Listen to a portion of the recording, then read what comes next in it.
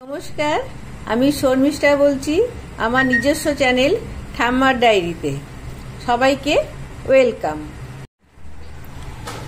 আমি green fish curry বানানোর জন্য নিয়ে নিয়েছি এখানে পালং শাক, আদা কুচি, রসুন কুচি, লঙ্কা, জিরে, কাজু বাদাম, টমেটো। আমি একে একে সব মাছগুলো ছেড়ে দিচ্ছি।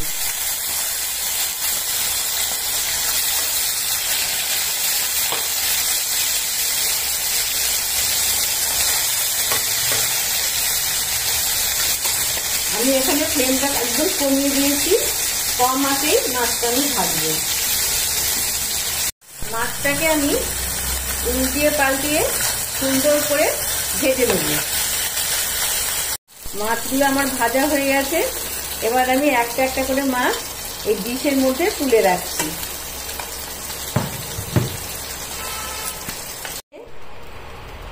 দুটো ছোট এলাচ ফাটিয়ে দিচ্ছি।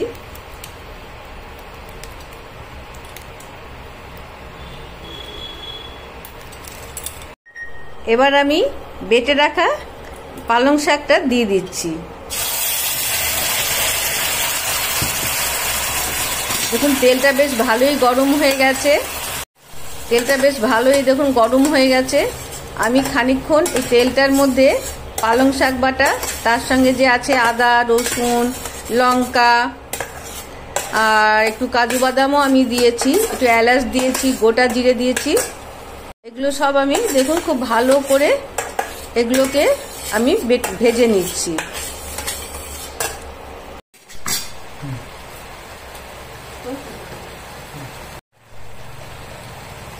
এবার আমি এর মধ্যে দিয়ে দিচ্ছি স্বাদ মতো নুন।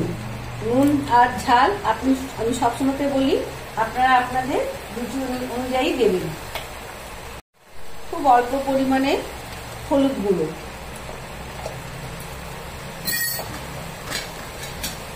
মিশিয়ে নিচ্ছি।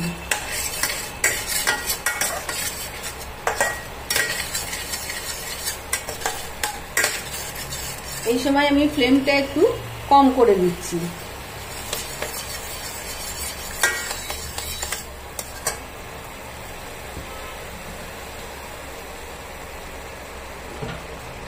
দিচ্ছি কাশ্মীরি লঙ্কার গুঁড়ো।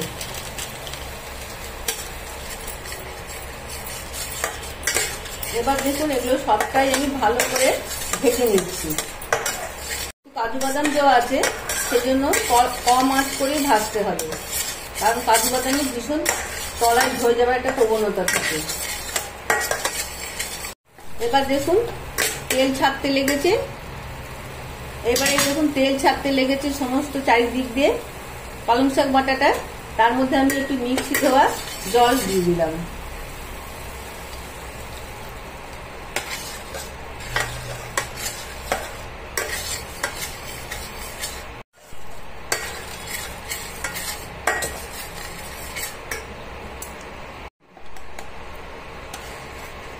এইবারে আরো খানিকটা আমি এখানে জল দিয়ে দিচ্ছি। ব্যাস, এবার আমি এটাকে একটু ফুটতে দিচ্ছি। তারপরে মাছগুলো আমি দেব। এই সময় আমি ফ্লেমটা একটু হাই করে দেব। আমি এখানে জল দিয়ে দিয়েছি, আর একটুখানি জল দেওয়ার পরে এটাকে ফুটতে দিলাম।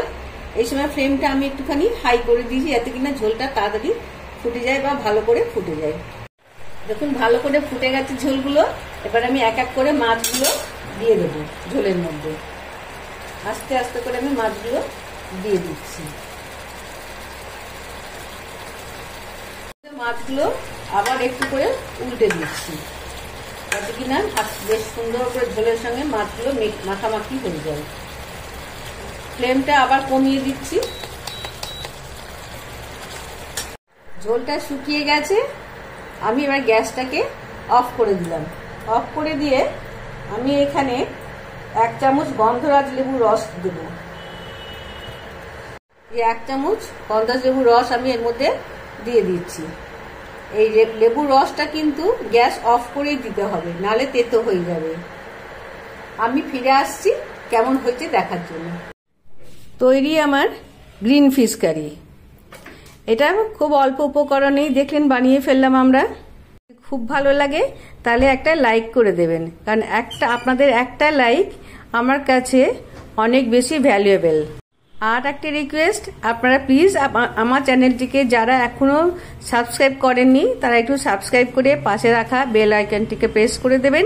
আমি যখনই এরকম নতুন কোনো রান্নার রেসিপি নিয়ে আসবো সবার আগে প্রথম নোটিফিকেশনটা আপনারাই পারবেন। আর আত্মীয় স্বজন সবারই সঙ্গে শেয়ার করে দেবেন। বাই বাই, ধন্যবাদ, নমস্কার। দেখা হচ্ছে আপনাদের সঙ্গে আগামী কোনো রেসিপি নিয়ে বা কোনো ব্লগ নিয়ে।